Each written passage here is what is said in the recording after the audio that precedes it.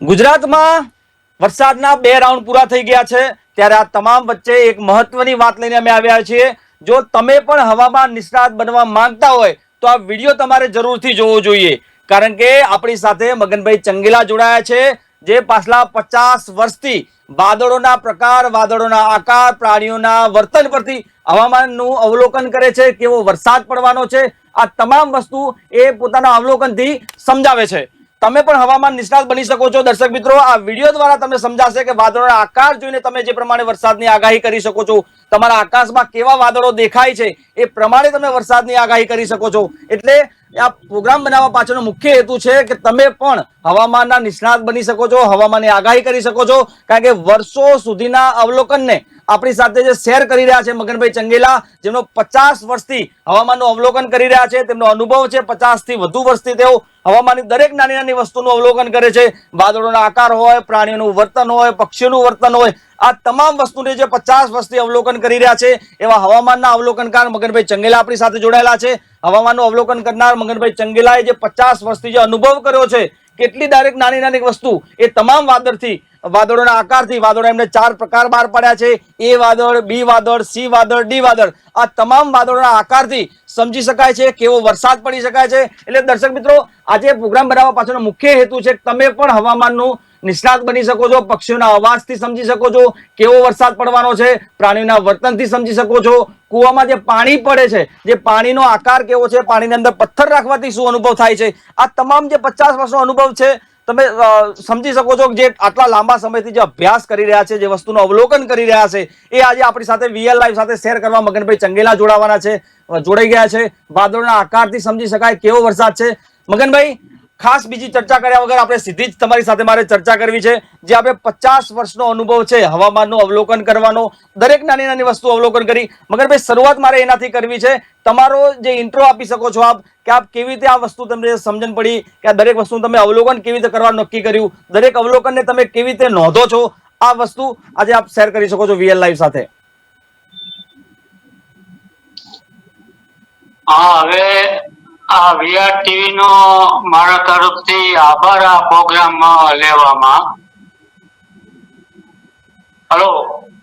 જી જી જી મગનભાઈ। હા, હવે આજે મારા 83 વર્ષ થયા છે। હવે એમાં 20 વર્ષનો હતો ત્યારથી મેં આ અવલોકન શરૂ કરેલું છે, એટલે આજે 63 વર્ષ થયા। જી જી એમાં મને કઈ બાબત જોવામાં આવી તો પેલા તો કોઈ ટેલિફોન નહોતા, કોઈ ટીવી નહોતા, કે કોઈ મોબાઈલ ફોન નહોતા। હવે આ જી વખતમાં મેં મારી રીતે હવામાનનું અવલોકન કરેલું છે કે જી વરસાદ કેવા કેવા પ્રકારના હોય। તો જી મને 4 પ્રકારના વરસાદ જોવામાં આવેલા છે। જી એમાં થોડો હું ઇતિહાસમાં પાછો જાઉં છું કે જી મારે 59ની સાલમાં 1959ની સાલમાં ગોમટામાં ઇલેક્ટ્રિક આવી, પછી મેં ફ્લોર ચાલુ કરી। હવે એ વખતમાં મને બહુ વર્ષનો ખ્યાલ નથી, પણ એ એક વર્ષ એવું આવ્યું હતું કે જન્માષ્ટમી સુધી વરસાદ નહોતો થયો, હાવ બિલકુલ। પછી એમ થયું કે આ સાલું આમ કેમ, આ ચોમાસાનું આમાં કઈ મળતું નથી, કેવી રીતે આ થાય, શું થાય? એટલે ત્યાંથી મારો આ અનુભવ મેં શરૂ કર્યો। હવે જે જન્માષ્ટમી વરસાદ થયો એ પછી તો વરસાદ ચોમાસાનો લંબાણો, એટલે માણસને ચારો, મગફળી બધું થયું હતું।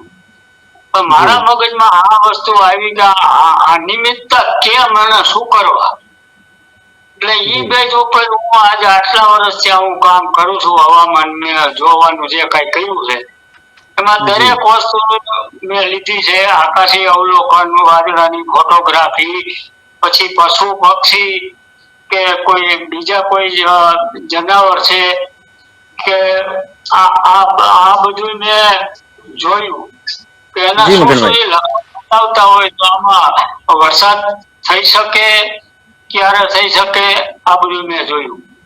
જી મગનભાઈ। મગનભાઈ, આપણે મુખ્ય વાત ઉપર આવી કે વરસાદના જે પ્રકારો એની જે મેં જી મગનભાઈ, આપણે ફોટો મગનભાઈ એના પર સ્ટેપ બાય સ્ટેપ આપણે આજે વાતચીત કરવી છે. દરેક વાદળના દ્રશ્યો સાથે આપણે દર્શક મિત્રોને સમજાવવું છે. એટલે દર્શક મિત્રો આખો પ્રોગ્રામ જોજો, તમને સમજણ પડશે કે કેવી રીતે વરસાદની આગાહી કરવામાં આવતી હોય છે. હવામાન વિભાગ જે છે એ સેટેલાઇટ ઇમેજ દ્વારા આગાહી કરતા હોય છે, પરંતુ જે વર્ષોથી અનુભવ લીધો છે મગનભાઈ ચંગેલાએ, 50-62 વર્ષથી એમને વાત કરી પ્રમાણે 62 વર્ષથી સતત દરેક નાની નાની વસ્તુનું અવલોકન કર્યું છે. એમને પ્રાણીઓના વર્તન, પક્ષીઓના વર્તન, વાદળોના આકાર, આ તમામ વસ્તુનું અવલોકન આજે આપણી સાથે શેર કરી રહ્યા છે. એટલે આખો આ કાર્યક્રમ, આખો વિડીયો જોવા માટે દર્શક મિત્રો તમને વિનંતી છે, આપણે શરૂઆત વાદળ એ થી કરવી છે. મગનભાઈજી ચંગેલાએ જે VL લાઈવ સાથે વાદળોની જે તસવીર શેર કરી છે એ પ્રમાણે આજે ચર્ચા કરવી છે. મગનભાઈ, ટીવી સ્ક્રીન પર અત્યારે એ પ્રકારનું વાદળ અમે બતાવી રહ્યા છે. એ પ્રકારના વાદળથી કેવી આગાહી કરી શકો છો? આ વાદળથી કેવી રીતે ખબર પડે કે કેવો વરસાદ પડવાનો છે? હવે આમ જોવા જઈએ તો એમાં જે 4 પ્રકારના એમાં પેલા આવતા હોય છે આકાશમાં આકૃતિ. એમાં પેલા દેશી ભાષામાં એને કસ કહીએ કે બહુ ઊંચાઈ ઉપર એ કસ જોવામાં આવે. એટલે એને ઈ એક વેપર જ હોય, વરાળ જ હોય. પછી ઈ વરાળનું બંધારણ થાય એટલે એમાંથી ઈ વરાળ નીચા સ્ટેપમાં આવે એટલે ચિત્રી જેવા આકાશમાં ખોદા જેવા વાદળા જોવા મળે. એનું બંધારણ થયા પછી ઈ ત્રીજા સ્ટેપમાં ઈ વાતાવરણ નીચું આવે એટલે એમાં ઈ વાદળા બંધાય. હવે એ પ્રકારના વાદળા જે કઈ મેં કીધું છે એ કેવા હોય તો એ ઘટ વાદળા હોય અને બ્લેક કલરના વાદળા જયારે વરસાદ વરસવાની તૈયારી હોય ને ત્યારે બ્લેક કલરના વાદળા નીચા જોવામાં આવે. એમાંથી આ વરસાદ શરૂ થાય.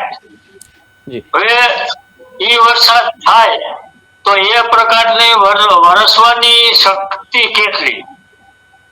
તો એ 2-5 મિલીથી માંડી અને ખોફનાક એ વરસાદ આવી શકે કે ડેમ ભરી શકે, હોનારત કરી શકે અને જમીનમાં પાણીનો સંગ્રહ એવડો મોટો કરી દે કે બોર, કુવા, તળ બધા જીવતા થઈ જાય.